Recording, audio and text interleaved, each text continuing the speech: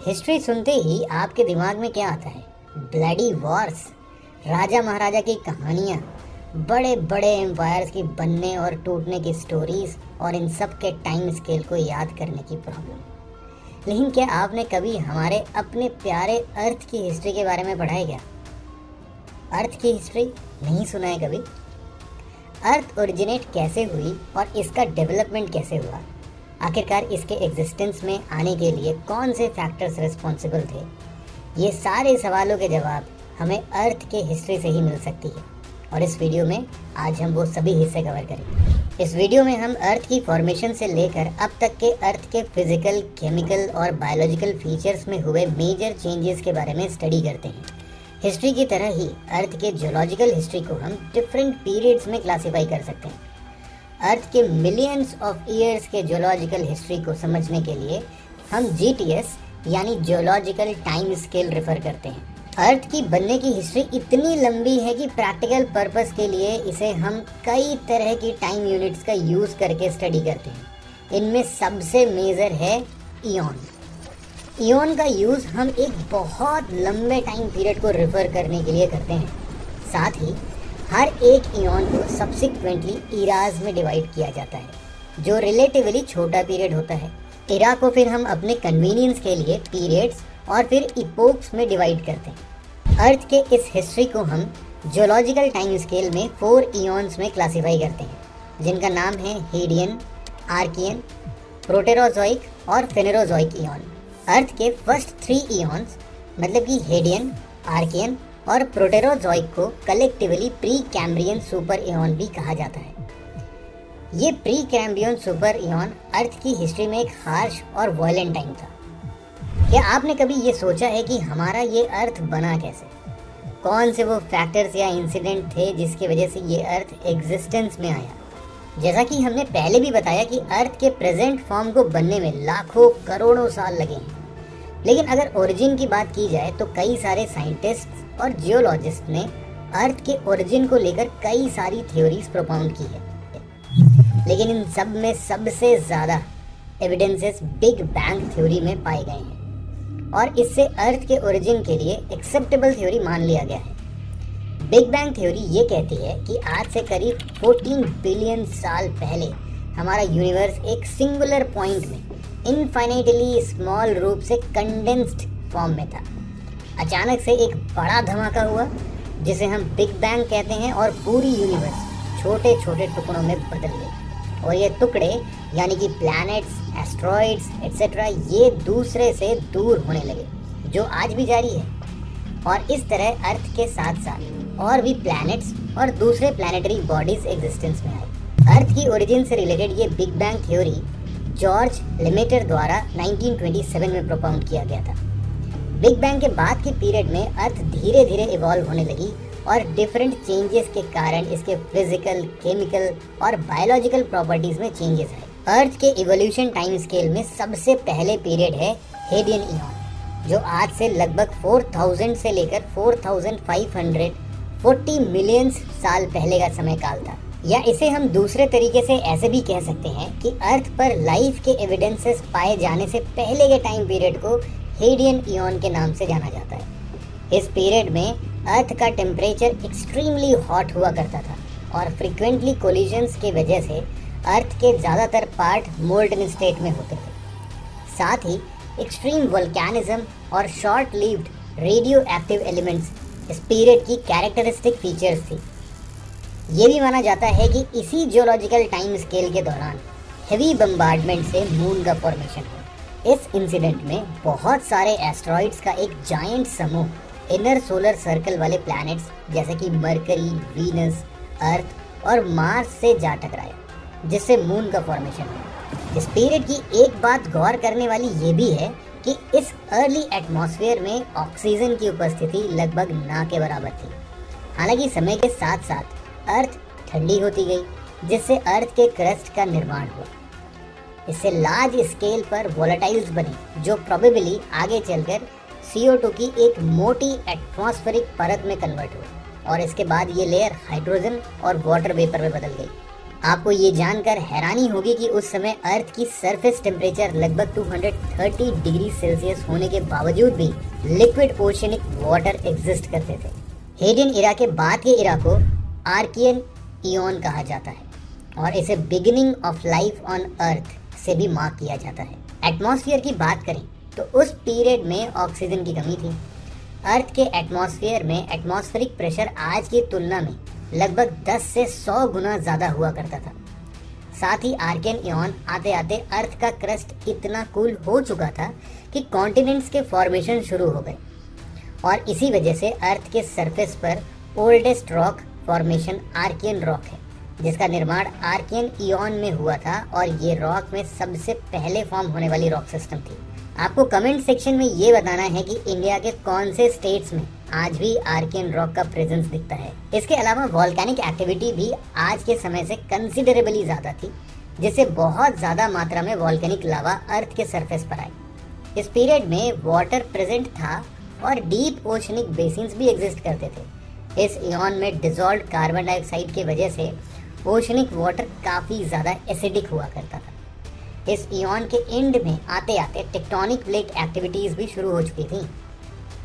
Archaean ion के बाद अब हम बात कर रहे हैं प्री कैम्बियन सुपर इयॉन के लास्ट इयॉन यानी प्रोटेरोजोइक इयॉन के बारे में। ये पीरियड आज से 2.5 बिलियन साल पहले का समय था। ये पीरियड वो टाइम स्पैन है जहां अर्थ पर कॉम्प्लेक्स लाइफ जैसे कि कोरल्स के प्रोलिफरेशन से जस्ट पहले एटमॉस्फेयर में ऑक्सीजन का फॉर्मेशन शुरू हो गया था। प्रोटेरोजोइक इयॉन में बैक्टीरिया ने ऑक्सीजन प्रोड्यूस करना शुरू किया, जिससे अर्थ पर लिविंग बींग्स फॉर्म होने लगे और नतीजन soft bodies multicellular organisms along with nucleus emerge हुए। इन्हें हम यूकैरियोट्स कहते हैं। यू मतलब ट्रू और कैरिया मतलब न्यूक्लियस। साथ ही फंगी के अर्लियर फॉर्म्स का फॉर्मेशन भी इसी टाइम पीरियड में हुआ था। माना जाता है कि इस इयॉन के अर्ली और लेट फेजेस में ऐसा समय भी आया जहां अर्थ बिलो 0 डिग्री टेम्परेचर चला गया और अर्थ पर एक्सटेंसिव ग्लेशिएशन और डी ग्लेशिएशन देखने को मिलता है, जिसके नतीजन सी लेवल्स में काफ़ी चेंजेस दिखे। इसके अलावा अर्थ की हिस्ट्री के ये पीरियड टेक्टोनिकली बहुत ही ज़्यादा एक्टिव थे। जियोलॉजिस्ट के अनुसार 43% modern continental crust Proterozoic ion में, 39% आर्कियन इयॉन में और सिर्फ 18% फेनेरोजोइक इयॉन में फॉर्म हुआ था। लेट प्रोटेरोजोइक एरा में डोमिनेंट सुपर कॉन्टिनेंट रोडिनिया का एग्जिस्टेंस हुआ करता था।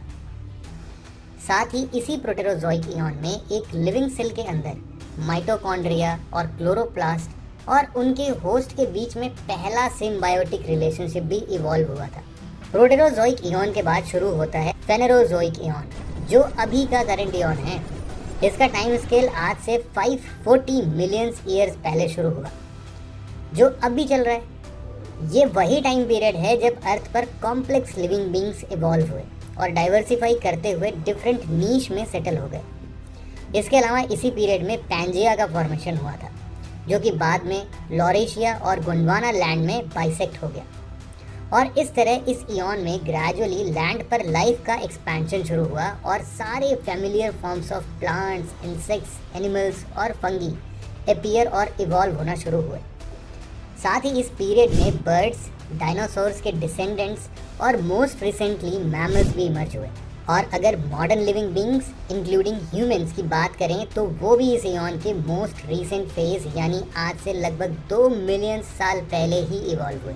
फेनेरोजोइक इयॉन को फर्दर 3 इराज में डिवाइड किया गया है, जिसे पैलियोजोइक, मेसोजोइक और सिनोजोइक इरा के नाम से जाना जाता है और इन्हें फर्दर 12 पीरियड्स में सब डिवाइड किया गया है। पैलियोजोइक इरा को एर्थ्रोपॉड्स, एम्फीबियंस, फिशेस और फर्स्ट लाइफ ऑन लैंड का इरा माना जाता है। वहीं दूसरी तरफ मेसोजोइक वो इरा है जब रेप्टाइल इवॉल्व होते हैं। नॉन एवियन डायनासोर्स का क्लाइमेटिक एक्सटेंशन और मैमल्स और बर्ड्स का इवोल्यूशन भी इसी इरा में माना जाता है। और लास्टली सेनोजोइक इरा में हमें मैमल्स के इवोल्यूशन और डाइवर्सिफिकेशन देखने को मिलते हैं।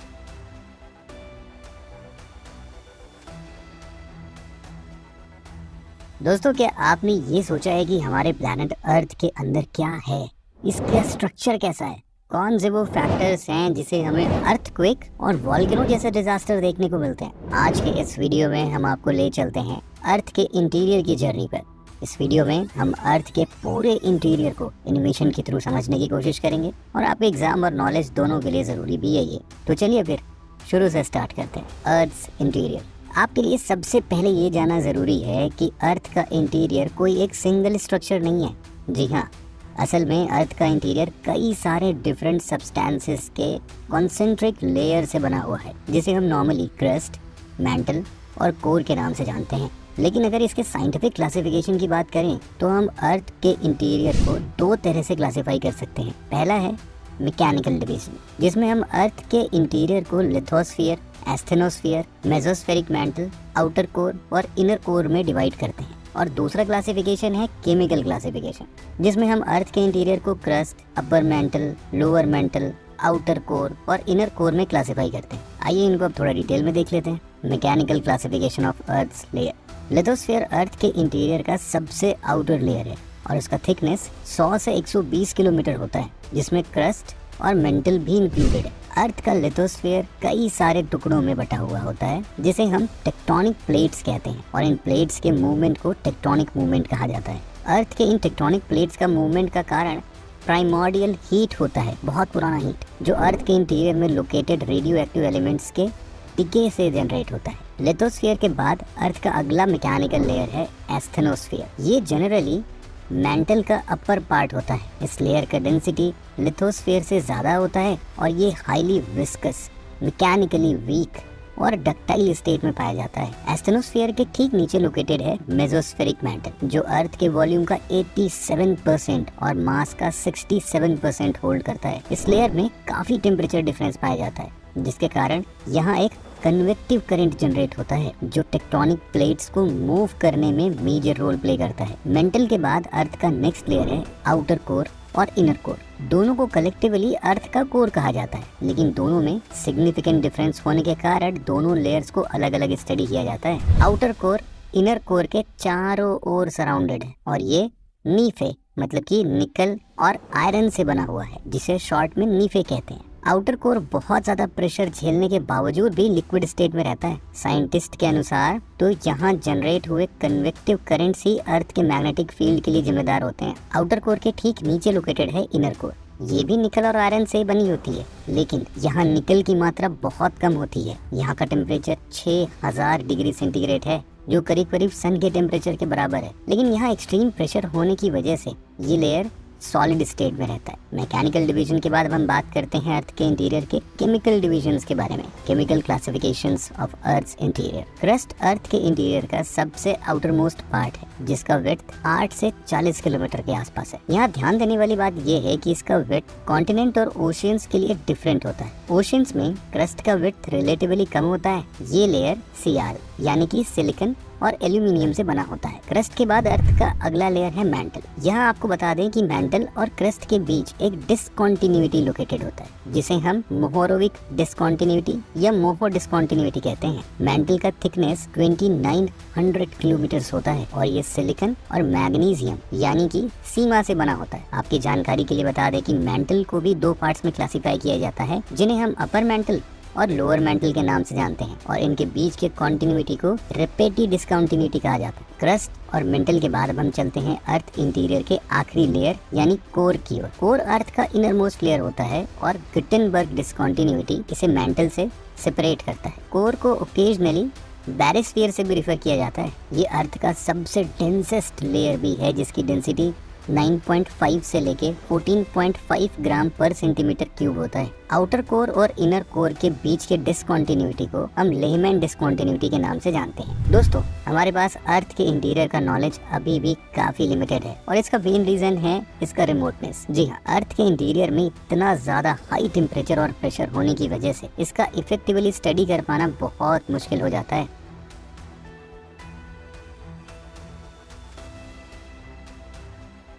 बजट के बारे में तो आप लोगों ने बहुत सुना होगा। बजट एक ऐसा डॉक्यूमेंट होता है जिसमें हम अपने इनकम और एक्सपेंडिचर का ब्यौरा रखते हैं, और ये हम लोग इसलिए करते हैं ताकि हमारे इनकम यानी कि जो हमारी आमदनी है ना, उसका और हमारे एक्सपेंडिचर का दोनों का हिसाब रख सकें। लेकिन क्या आपको ये पता है कि अर्थ का भी अपना एक हीट बजट होता है, जिसमें अर्थ को मिल रहे हीट और उससे खर्च यानी रेडिएट हो रहे हीट को समझा जाता है। नमस्कार दोस्तों, ये तो हम सबको पता है कि हमारे सोलर फैमिली में सन हीट के अल्टीमेट सोर्स है और सोलर फैमिली के ऑलमोस्ट सारे सेलेस्टियल बॉडीज इंक्लूडिंग हमारे प्लैनेट्स सन से ही हीट रिसीव करते हैं। बात हमारे प्यारे अर्थ की जाए तो अर्थ का डिफरेंट रीजन्स डिफरेंट क्वांटिटी में सोलर हीट रिसीव करता है और यही डिफरेंशिएबिलिटी अर्थ में डिफरेंट क्लाइमेटिक रीजन्स और टेम्परेचर डिस्ट्रीब्यूशन का कारण है। खैर, इसे हम बाद में किसी दूसरे वीडियो में डिटेल से समझेंगे। आज के इस वीडियो में हम अर्थ के हीट बजट को एनिमेशन के थ्रू डिटेल में समझने की कोशिश करते हैं। तो चलिए फिर बिल्कुल स्टार्ट से शुरू करते हैं। Heat budget of earth. इससे पहले कि हम अर्थ के हीट बजट को समझने की कोशिश करें, हमें ये समझना बहुत ज़रूरी है कि इंसोलेशन क्या होता है। साथ ही हम ये भी समझेंगे कि अर्थ पर हीट का ट्रांसफ़र डिस्ट्रीब्यूशन कैसे होता है। बहुत ही सरल भाषा में कहें तो अर्थ द्वारा इंटरसेप्ट की गई टोटल सोलर रेडिएशन को ही हम इंसोलेशन कहते हैं। इंसोलेशन का सिंपल सा मतलब है इनकमिंग सोलर रेडिएशन, यानी कि सोलर इंसोलेशन सनलाइट का वो पोर्शन होता है जो अर्थ के द्वारा रिसीव या इंटरसेप्ट की जाती है। आपकी जानकारी के लिए यहाँ बता दें कि total 2 billion solar radiation parts का अर्थ केवल एक पार्ट ही रिसीव कर पाता है। आप इस बात से ही अंदाजा लगा सकते हैं कि टोटल सोलर रेडिएशन कितना मासिव होता होगा। खैर, अर्थ ये सोलर रेडिएशन शॉर्ट वेव्स के रूप में रिसीव करती है, जिसमें विजिबल लाइट और अल्ट्रावायलेट रेडिएशन शामिल है। अर्थ डे टाइम में सोलर रेडिएशन को शॉर्ट इलेक्ट्रोमैग्नेटिक वेव्स के फॉर्म में रिसीव करती है और फिर रात में इन्हें लॉन्ग इलेक्ट्रोमैग्नेटिक वेव्स के रूप में रेडिएट करती है। अर्थ से रेडिएट हो रहे ज़्यादातर रेडिएशंस इंफ्रारेड रेडिएशंस होते हैं, जो कि लॉन्ग वेव्स के होते हैं। तो ये तो बात हो गई रेडिएशन के बारे में। आइए हम समझते हैं कि अर्थ पर हीट का डिस्ट्रीब्यूशन होता कैसे है। देखिए, अर्थ पर हीट का ट्रांसफ़र मेनली 3 तरीके से हो सकता है, जिसे हम रेडिएशन, कंडक्शन और कन्वेक्शन के नाम से जानते हैं। जब हीट का ट्रांसफ़र एक बॉडी से दूसरे बॉडी में बिना किसी फिजिकल टच या मूवमेंट के हो जाए तो उसे हम रेडिएशन कहते हैं। याद रहे, इस तरह के हीट ट्रांसफ़र में हमें किसी भी तरह के मीडियम की ज़रूरत नहीं पड़ती है और ये एम्प्टी स्पेस में भी हो सकता है। इसी तरह हीट ट्रांसफ़र का दूसरा तरीका है कंडक्शन। इस तरह के हीट ट्रांसफ़र मॉलिक्यूलर मूवमेंट से पॉसिबल हो पाते हैं और इसी कंडक्शन में ऑब्जेक्ट्स का फिजिकल टच होना मैंडेटरी होता है। कंडक्शन का सबसे अच्छा एग्जांपल है आयरन या दूसरे तरह के मेटल में हीट ट्रांसफ़र होना। हीट ट्रांसफ़र का थर्ड मेजर तरीका है कन्वेक्शन। कन्वेक्शन जनरली तब होता है जब फ्लूइड्स जैसे कि एयर, वाटर या गैस एक जगह से दूसरी जगह ट्रैवल करते हैं और अपना हीट ट्रांसफ़र करते हैं। इन तीनों के अलावा एक फोर्थ वे भी है जिससे अर्थ के सरफेस पर हीट का ट्रांसफ़र होता है, जिसे हम एडवेक्शन या हॉरिजॉन्टल ट्रांसफ़र ऑफ हीट कहते हैं। इस तरह के हीट ट्रांसफ़र में विंड्स द्वारा हीट का हॉरिजॉन्टल ट्रांसफ़र किया जाता है। गर्मी के दिनों में ट्रॉपिकल एरियाज़ में इसी एडवेक्शन की वजह से लोकल हॉट विंड्स चलती है, जिसे हम नॉर्थ इंडिया में लू के नाम से जानते हैं। ये लू विंड्स एडवेक्शन का ही आउटकम है। हीट ट्रांसफ़र को समझने के बाद अब हम बात करते हैं हीट बजट के बारे में। जैसे कि हमने पहले ही डिस्कस कर लिया था कि अर्थ एक definite heat amount solar insolation के फॉर्म में रिसीव करती है और एक सर्टेन अमाउंट रेडिएशन के फॉर्म में स्पेस में लॉन्ग वेव के फॉर्म में एमिट करती है, स्पेस में चली जाती है और इसे ही अर्थ का हीट बजट कहा जाता है। जाहिर सी बात है, जितना हीट अर्थ रिसीव करती है उससे कम ही हीट वो स्पेस में रेडिएट कर पाती होगी और इस तरह से बीच में बहुत सारी हीट डिस्ट्रीब्यूशन प्रोसेस में लॉस्ट हो जाता है और हमारा प्लैनेट हैबिटेबल बन पाता है। आगे हम इन्हीं फैक्टर्स को देखेंगे जिसके कारण हीट का लॉस होता है या फिर जो अर्थ के टेम्परेचर डिस्ट्रीब्यूशन को अफेक्ट करते हैं। लेकिन एक रफ एस्टिमेट के अनुसार रिसीव किए गए सोलर इंसोलेशन का नियरली 30% अर्थ द्वारा स्पेस में वापस रिफ्लेक्ट कर दिया जाता है और बाकी के ये 70% एब्जॉर्ब कर लिए जाते हैं। इस 70% एब्जॉर्ब किए पार्ट में भी अर्थ सिर्फ और सिर्फ 23% के आसपास हीट एब्जॉर्ब करती है, जबकि बाकी बचे 47% अर्थ के एटमॉस्फेयर द्वारा एब्जॉर्ब कर लिया जाता है, तो कभी क्लाउड्स के द्वारा। यानी कि अगर हम केवल अर्थ के कॉन्टेक्स्ट में बात करें तो ये इनकमिंग सोलर इंसोलेशन का केवल 23% ही एब्जॉर्ब कर पाती है। खैर, आइए अब हम उन फैक्टर्स को देखते हैं जो अर्थ के हीट बजट को इन्फ्लुएंस करते हैं।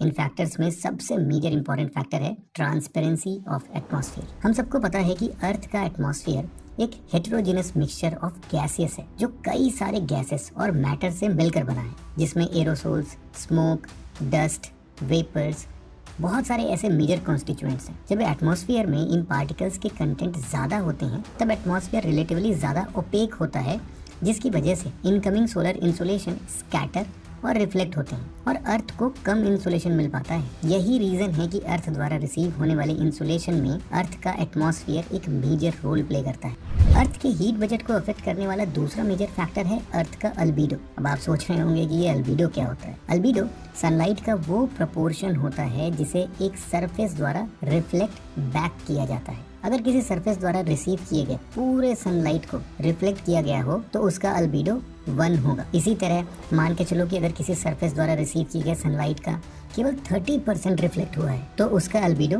0.3 होगा। अर्थ के कॉन्टेक्स्ट में सनलाइट का वो प्रपोर्शन जिसे अर्थ के सरफेस द्वारा रिफ्लेक्ट किया जाता है उसे हम अर्थ का अल्बीडो कहते हैं। अर्थ के सरफेस पर भी इसके डिफरेंट रीजन्स के कॉम्पोजिशन के अनुसार उनके अल्बीडो भी डिफरेंट होते हैं। फॉर एग्जाम्पल, अगर अर्थ सरफेस पर सबसे ज़्यादा अल्बीडो कहाँ मिलेगा आपको? स्नो कवरेज में। वहाँ पर वाइट सरफेस होता है और सबसे ज़्यादा अल्बीडो वहीं पर पाया जाता है। और सबसे कम अल्बीडो असफॉल्ट का होता है। अर्थ के हीट बजट को इम्पैक्ट करने वाला थर्ड मेजर फैक्टर है अर्थ का सन के रेस्पेक्ट में रिलेटिव पोजीशन। जैसे कि हम सबको ये बात पता है कि अर्थ सन के चारों ओर एक इलिप्टिकल पाथ में रिवॉल्व करता है और यही कारण है कि कुछ पोजीशन पर अर्थ को ज़्यादा इंसुलेशन रिसीव होता है जबकि कुछ पोजीशन पर अर्थ को काफ़ी कम इंसुलेशन रिसीव होता है, जैसे कि पोल्स। कैलेंडर वाइज देखा जाए तो 4 जुलाई को सन का डिस्टेंस अर्थ से मैक्सिमम होता है जिसे हम एपहीलियन कहते हैं और 3 जनवरी के आसपास को ये डिस्टेंस सबसे मिनिमम होता है। इसे हम लोग पेरीहीलियन का नाम देते हैं। इसके अलावा अर्थ का अपनी एक्सिस पर रोटेशन भी अर्थ को मिल रहे इंसुलेशन के अमाउंट को अफेक्ट करता है। इसका मेजर रीज़न ये है कि अर्थ का रोटेशनल एक्सिस सन के प्लेन के साथ 66.5 डिग्री का एंगल बनाता है और यही टिल्ट अर्थ द्वारा रिसीव किए जा रहे इंसुलेशन अमाउंट को डिटरमाइन भी करता है। अर्थ का जो पार्ट सन के प्लेन के कंपैरिजन में ज़्यादा टिल्टेड होता है वहाँ कम इंसुलेशन प्राप्त होता है और जबकि अर्थ का सन फेसिंग पार्ट सोलर इंसुलेशन को ज़्यादा रिसीव करता है। यही रीज़न है कि आप देखेंगे कि पोलर एरियाज के कंपैरिजन में ट्रॉपिकल और सब ट्रॉपिकल एरियाज को ज़्यादा सोलर इंसुलेशन मिलते हैं।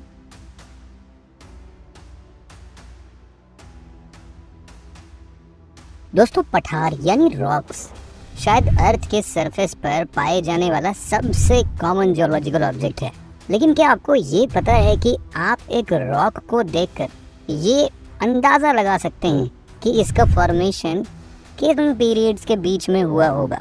जी हाँ, अगर आपको अर्थ के जियोलॉजिकल हिस्ट्री के बारे में थोड़ा नॉलेज है ना और आप रॉक क्लासिफिकेशन को ठीक ठाक तरीके से समझ लेते हैं तो आप ये डेफिनेटली कर सकते हैं। आज के इस वीडियो में हम इसी जियोलॉजिकल नॉलेज के बेसिस पर रॉक्स को क्लासिफाई करने की कोशिश करेंगे और उसको समझेंगे।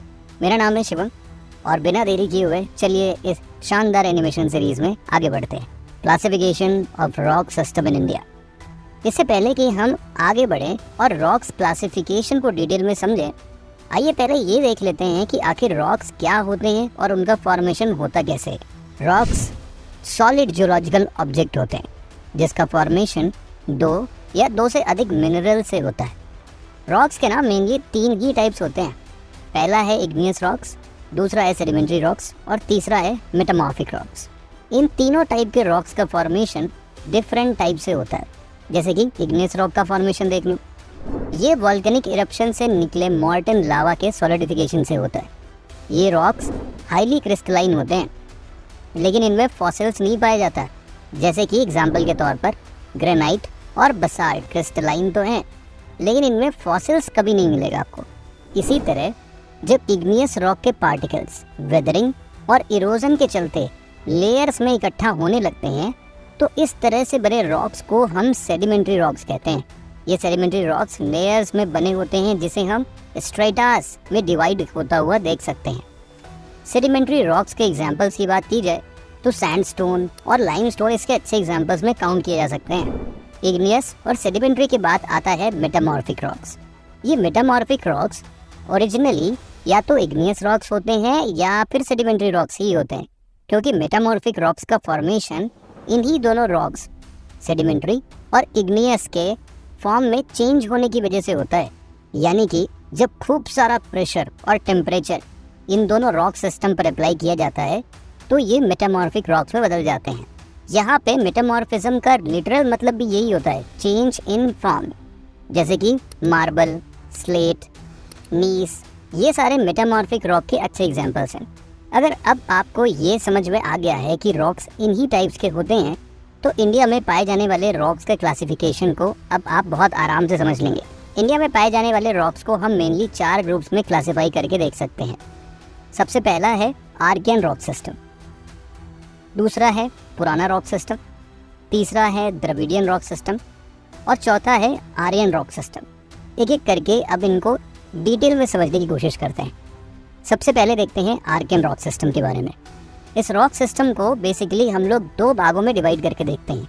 इसमें पहला है नाइस और सिस्ट रॉक सिस्टम और दूसरा है धारवाड़ के रॉक सिस्टम।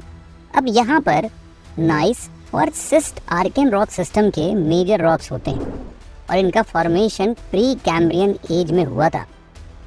अर्थ के ज्योलॉजिकल टाइमलाइन में ना, ये प्री कैम्ब्रियन एज उस पीरियड को कहा जाता है जब अर्थ पर लाइफ ओरिजिनेट होना शुरू ही हुआ था और इसीलिए इसे एज ऑफ अर्ली लाइफ भी कहा जाता है, जिसका फॉर्मेशन आज से करीब 4 बिलियन सालों पहले हुआ था। यहाँ पे आपको एक बात का ध्यान देना चाहिए कि ये जो आर्कियन रॉक सिस्टम के ये नाइस और सीट्स है ना, इनमें कोई फॉसिल्स वगैरह नहीं पाए जाते और जो नाइस टाइप का रॉक सिस्टम है ये वेल फॉलिएटेड नेचर के होते हैं, जिसका मतलब है कि इसमें कई सारे पतले पतले लेयर्स पाए जाते हैं। और जो हमारा सिस्ट रॉक सिस्टम है, इस सिस्ट रॉक सिस्टम में मोल्टेन लावा से बने होने के कारण ये रॉक्स क्रिस्टलाइन नेचर के होते हैं। इंडिया में देखो ये आपको कहाँ पर मिलेंगे, बेसिकली आपके पेनिनसुलर पार्ट में, बेसिकली सेंट्रल और southern part of peninsular, Himalayas के कुछ सेक्शंस में मिलते हैं, उड़ीसा, मेघालय, मध्य प्रदेश, छत्तीसगढ़ और झारखंड का ये जो छोटा नागपुर प्लेट्यू रीजन है वहाँ पर मिलता है। बुंदेलखंड में भी आप इसको देख सकते हैं। इन रॉक सिस्टम का मेजर सिग्निफिकेंस ये है ना कि यहाँ पर माइका, टाक, हॉर्नब्लेंड या क्लोराइड जैसे मिनरल रिसोर्सेज पाए जाते हैं। नाइस और सिस्ट के बाद हम लोग बात करते हैं अब धारवाड़ रॉक सिस्टम के बारे में। धारवाड़ रॉक्स का फॉर्मेशन आज से करीब 1 से 3 बिलियन सालों पहले हुआ था। वैसे तो ये एक मेटामॉर्फोस्ड सेडिमेंट्री रॉक्स हैं। इसका मतलब ये है कि इनका फॉर्मेशन ना, ये जो आर्कियन रॉक्स के ऊपर हम लोगों ने भी सेडिमेंट्री टाइप्स देखे ना, इन्हीं के मेटामॉर्फोस्ड फॉर्म हैं ये सब। ये अर्थ पर पाए जाने वाले ओल्डेस्ट मेटामॉर्फोस्ड रॉक्स हैं। धारवाड़ बेसिकली आपको मिलता है कर्नाटका के धारवाड़, बेल्लारी, मैसूर बेल्ट वाले रीजन में। इसके अलावा आपको झारखंड, मध्य प्रदेश, छत्तीसगढ़, उड़ीसा और बहुत ही छोटे एरियाज ऑफ हिमालयन रीजन्स में देखने को मिल सकता है। धारवाड़ रॉक सिस्टम के बाद अब हम आगे बढ़ते हुए देखते हैं पुराना रॉक सिस्टम को। पुराना रॉक सिस्टम के अंदर 2 फर्दर सब क्लासिफिकेशन होते हैं, जिसे हम कडप्पा सिस्टम और विंध्या सिस्टम कहते हैं। हमें यहाँ पर यह भी ध्यान में रखना चाहिए कि पुराना रॉक्स का फॉर्मेशन आज से लगभग 1400 से 600 मिलियन ईयर्स पहले हुआ है। अगर यहाँ पर हम सबसे पहले बात करते हैं कडप्पा रॉक सिस्टम के बारे में, तो आपको ये देखने को मिलेगा कि ये बेसिकली आंध्र प्रदेश के कडप्पा और कुंडलोर डिस्ट्रिक्ट में फैला हुआ है। वैसे तो आपको ये थोड़ा बहुत अरावली रेंज के कुछ रीजन्स में देखने को मिल सकता है या फिर छत्तीसगढ़ के सदर्न पार्ट में भी देखने को मिल सकता है। ये कडप्पा रॉक सिस्टम भी ना धारवाड़ रॉक सिस्टम की तरह ही कई सारे मिनरल्स का रिच रिसोर्स माना जाता है, जैसे कि यहाँ पर पाए जाने वाले आयरन, कॉपर, मैंगनीज, ऐसे कई सारे इंपॉर्टेंट मिनरल्स यहाँ पर मिलते हैं। कडप्पा रॉक सिस्टम के अंदर भी हम लोग फॉसिल्स नहीं देखते हैं। कडप्पा रॉक सिस्टम के बाद हम बात करते हैं विंध्यान सिस्टम के बारे में। विंध्यान सिस्टम का वैसे तो नाम विंध्यान माउंटेन के नाम पर रखा गया है। इस रॉक सिस्टम को हम लोग बिहार के सासाराम और रोहतास से लेकर राजस्थान के चित्तौड़गढ़ तक एक्सटेंड होता हुआ देख सकते हैं। विंध्यन रॉक्स का फॉर्मेशन आज से करीब 1300 से 600 मिलियन सालों पहले हुआ था। अपने प्रेडिसेसर्स की तरह ही इन रॉक्स में भी कोई फॉसिल्स नहीं पाया जाता है, लेकिन ट्रैप के मेजॉरिटी एरिया में इसी टाइप्स के रॉक पाए जाते हैं। इस रॉक सिस्टम की सबसे खास बात ये है कि इसमें मेटेलिक मिनरल्स तो नहीं पाए जाते, लेकिन ये जो नॉन मेटेलिक मिनरल्स हैं जैसे कि ड्यूरेबल स्टोन्स, ऑर्नामेंटल स्टोन्स, बहुत ही सुंदर सुंदर limestones, glass making sands, इन सब चीज़ों में ये काफ़ी रिच होते हैं। पुराना रॉक सिस्टम के बाद ना अब हम बात करते हैं द्रविडियन रॉक सिस्टम के बारे में। अगर इनके मेजर लोकेशन की बात की जाए तो कश्मीर का अनंतनाग रीजन, हिमाचल प्रदेश का स्पीति, कांगड़ा और शिमला वाला रीजन, उत्तराखंड का हरिद्वार, गढ़वाल और कुमाऊं वाला रीजन और पीर पंजाल रीजन इसके मेजर लोकेशंस हो सकते हैं। द्रविडियन रॉक सिस्टम का एक कैरेक्टरिस्टिक फीचर ये भी है कि ये पेनिनसुलर इंडिया में बिल्कुल भी नहीं पाए जाते। द्रविडियन रॉक्स में ना फॉसिल्स एबंडेंटली पाए जाते हैं और इनफैक्ट यहीं से या फिर ये वही पीरियड है जब कार्बन का ऑनसेट स्टार्ट हुआ था, मतलब इसी पीरियड से कोल बनना स्टार्ट हुआ था। और इनफैक्ट आप लोग यूरोप के रर कोल का फॉर्मेशन भी इसी पीरियड में देख सकते हैं। द्रविडियन रॉक सिस्टम को हम लोग कई कंपार्टमेंट्स में डिवाइड करके भी पढ़ते हैं, जैसे कि Cambrian rock system, Ordovician rock system, the Silurian rock system, Devonian rock system और इनका सबसे इम्पॉर्टेंट पार्ट है कार्बोनीफेरस रॉक सिस्टम। ये Carboniferous rocks mainly limestone, shale और क्वार्ट्जाइट से बने होते हैं और इनका ओरिजिन आज से लगभग 350 मिलियन साल पहले हुआ था। कार्बोनीफेरस रॉक्स का सबसे अच्छा एग्जाम्पल है हिमालयास का माउंट एवरेस्ट, जो अपर कार्बोनीफेरस रॉक से बना हुआ है और इसीलिए इसका कोर आप देखोगे ना तो आपको ब्लैक अपीयर होता हुआ दिखेगा। द्रविडियन के बाद अब हम बात करते हैं आर्यन रॉक सिस्टम्स के बारे में, जो वर्ल्ड का सबसे मॉडर्न रॉक सिस्टम है। आर्यन रॉक सिस्टम का ओरिजिन अपर कार्बोनीफेरस पीरियड से रीसेंट पीरियड तक का माना जाता है और ये rock system mainly peninsular India के अलावा हिमालयन रीजन में पाए जाते हैं। इसके क्लासिफिकेशन की बात करें तो इसके अंदर ना मेनली 6 टाइप्स के रॉक सिस्टम पाए जाते हैं, जैसे कि Gondwana rock system, Jurassic rock system, Deccan trap, tertiary system, Shivalik system या फिर क्वार्टरी रॉक सिस्टम। आइए इनको थोड़ा डिटेल में देख लेते हैं। Gondwana rocks Aryan rock system के अंदर सबसे मेजर रॉक सिस्टम है। यहाँ आपको बता दें कि Gondwana rock system central India में पाए जाने वाली एक ट्राइब गोंड्स पर रखा गया है। गोंडवाना रॉक सिस्टम का फॉर्मेशन आज से करीब 250 मिलियन साल पहले हुआ था। गोंडवाना रॉक्स में इंडिया में पाए जाने वाले टोटल कोल रिजर्व्स का करीब 98% कोल पाया जाता है, जो सेंट्रल इंडिया के साथ साथ ईस्टर्न इंडियन स्टेट्स जैसे कि झारखंड, वेस्ट बंगाल और उड़ीसा में फैला हुआ है। गोंडवाना कोल कार्बोनीफेरस कोल के कंपैरिजन में काफ़ी यंग है और यही रीज़न है कि इसकी क्वालिटी कार्बोनीफेरस कोल से थोड़ी सी इंफीरियर होती है। हमें यहाँ पर बिटुमिनस कोल मिलता है, जबकि यूके या फिर यूरोप के रर रीजन में अगर आप देखेंगे तो वहाँ पर आपको एंथ्रेसाइट टाइप का कोल मिलता है, जो कि सबसे बेस्ट टाइप माना जाता है। कोल के अलावा गोंडवाना रॉक्स मिनरल रिसोर्सेज जैसे कि आयरन ओर, कॉपर, यूरेनियम जैसे कई सारे इंपॉर्टेंट मिनरल रिसोर्सेज का भी एक रिच सोर्स माना जाता है। गोंडवाना के बाद आता है जुरासिक रॉक सिस्टम। यहाँ आप जुरासिक नाम से कंफ्यूज मत होइएगा। इस रॉक सिस्टम का जुरासिक से कोई संबंध नहीं है, बल्कि इस रॉक सिस्टम का नाम जूरा माउंटेन्स पर पड़ा है, जो फ्रांस और स्विट्जरलैंड के बॉर्डर पर लोकेटेड है। इन रॉक सिस्टम का फॉर्मेशन आज से करीब 140 से 200 मिलियन साल पहले हुआ था। इसके डिस्ट्रीब्यूशन की बात की जाए तो ये rocks mainly Tibet, south Ladakh, Spiti, Nepal और भूटान में पाया जाता है। दूसरे रॉक सिस्टम की तरह ही जुरासिक रॉक्स में भी गोल्ड, कोल और पेट्रोलियम जैसे काफ़ी रिच रिजर्व पाए जाते हैं। जुरासिक रॉक सिस्टम के बाद हम बात करते हैं डेक्कन ट्रैप के बारे में। डेक्कन ट्रैप का फॉर्मेशन छोटे छोटे कॉन्टिन्यूअस वॉल्केनिक इरप्शन से हुआ है। इन वॉल्केनिक इरप्शंस के कारण बेसाल्टिक लावा पूरे सदर्न और सेंट्रल इंडिया के करीब 5 लाख स्क्वायर किलोमीटर में फैल गया और फिर इवेंचुअली सॉलिडिफाई होता गया। ये पूरा इवेंट हुआ था आज के रीयूनियन आइलैंड के आसपास में, जब इंडिया वहां से माइग्रेट होता हुआ नॉर्थ ईस्ट डायरेक्शन में ऊपर की ओर यूरेशियन प्लेट से टकराने वाला था। लंबे समय के दौरान इस डेक्कन ट्रैप के कॉन्टिन्यूअस वेदरिंग और इरोजन से ही ब्लैक सॉइल का फॉर्मेशन हुआ है, जो डेक्कन इंडिया में पाए जाने वाला सबसे डोमिनेंट सॉइल। डेक्कन ट्रैप को भी 3 ग्रुप्स में क्लासिफाई करके देख सकते हैं। सबसे पहला है अपर ट्रैप, जो मेनली सौराष्ट्र और महाराष्ट्र में पाया जाता है। इसके बाद है मिडिल ट्रैप, जिसके एविडेंसेस हमें मालवा और सेंट्रल इंडिया में देखने को मिल सकते हैं। तीसरा ग्रुप है लोअर ट्रैप, जो सेंट्रल इंडिया और तमिलनाडु में फैला हुआ है। डेक्कन ट्रैप के बाद नेक्स्ट रॉक सिस्टम है टर्शरी रॉक सिस्टम, जिसका फॉर्मेशन 60 से 67 मिलियन साल पहले हुआ था। ये वही एज था जब गोंडवाना लैंड के डिसइंटीग्रेशन होने के बाद इंडो ऑस्ट्रेलियन प्लेट का यूरेशियन प्लेट के साथ कोलिजन हुआ था और हिमालयास का फॉर्मेशन हुआ था। इस रॉक सिस्टम के एग्जाम्पल कश्मीर वैली और नदर्न इंडियन प्लेन्स में देखा जा सकता है। कश्मीर में पाए जाने वाले करवास इस पीरियड में फॉर्म हुए रॉक्स और सॉइल का बहुत अच्छा एग्जाम्पल है।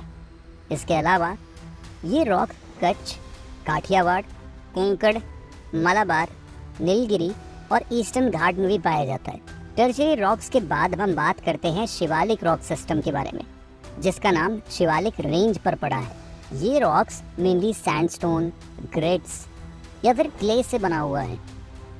Shivalik rocks oil resources, lignite, bauxite और क्लेस के डिफरेंट वेराइटीज़ के लिए भी काफ़ी फेमस है। शिवालिक के बाद अब हम देखते हैं आर्यन रॉक सिस्टम के अंदर लास्ट रॉक सिस्टम यानी quaternary rock system. Quaternary rock system relatively एक ब्रीफ पीरियड था जो करीब करीब 1 मिलियन सालों तक ही चला। बस रॉक फॉर्मेशन के पर्सपेक्टिव से हम इसे 2 भागों में क्लासिफाई कर सकते हैं। पहला है ओल्डर प्लीस्टोसीन और दूसरा है यंगर रीसेंट। बहुत सारे रिवर्स जैसे कि नर्मदा, तापी, गोदावरी, इनके बैंक्स पर जो एलुवियल सॉइल का डिपॉजिट मिलता है ना, वो हमारे ओल्डर प्लीस्टोसीन एज में हुआ था। और वहीं दूसरी तरफ जो हमारे इंडो गैंगेटिक प्लेन में रीसेंट वाले एलुवियल सॉइल हैं, उसे हम लोग यंगर रीसेंट में काउंट कर सकते हैं। तो इसी तरीके से हमारा ये पूरा डिस्कशन एंड होता है, जिसमें हम लोगों ने हमारे इंडियन के